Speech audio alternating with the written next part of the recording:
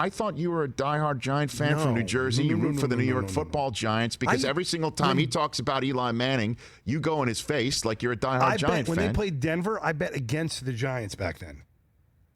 Like when I was a gambling guy, like Brockman is today. You didn't know that, Rich?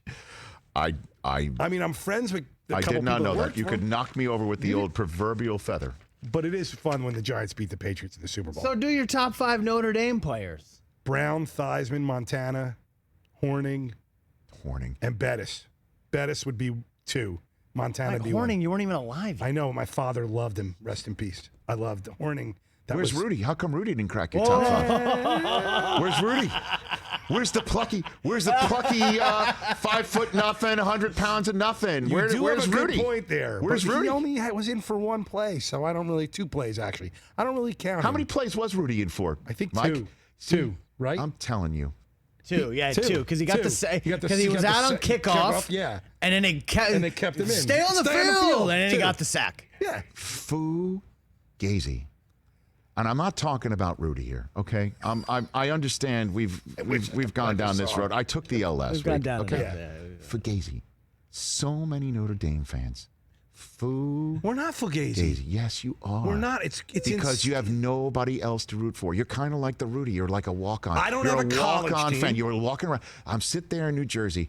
Why do you root for Notre Dame? The answer is, again, what am I going to root for? Rutgers? Honestly, like I was 10 years old when I started rooting for Notre Dame. My brother could call him. My mother would call him. In 1976, when my sister went there to law school, I became a Notre Dame definitely fan. Call your mother. Right? So my mother, Terry, would tell you, I asked you life. for your 5 favorite Notre Dame players, and I gave them to you. But Rudy's not one. Montana, Theismann, of course, blah, Bettis. blah, blah. I mean, Bettis, Rocket Ishmael. I'll take him too. He cracked my top. That's a good one.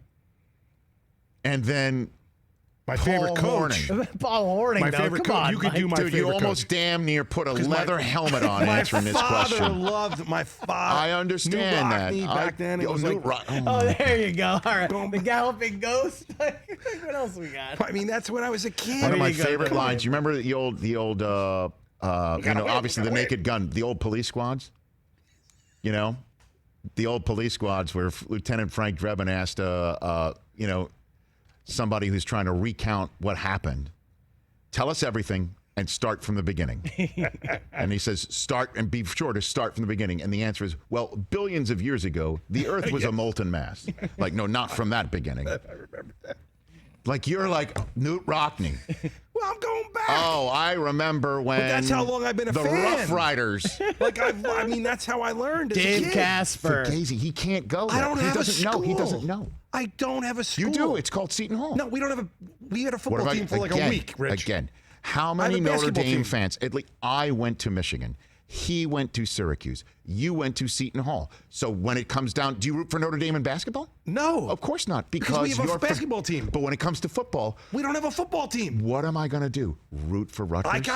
That's the way it goes. I do understand, though. His family has Notre Dame ties, so you root for them. I do understand that. Right, it's but not he's like such he a just diehard fan. Like he named the 5 most famous people. Honestly, one of the greatest stories is if Notre Dame won, and my father was happy downstairs. Couldn't bug him. Yes. Sat in the chair watching him. Dad, can I borrow $100? 20. I could get money the second that game was over. They won. They lost.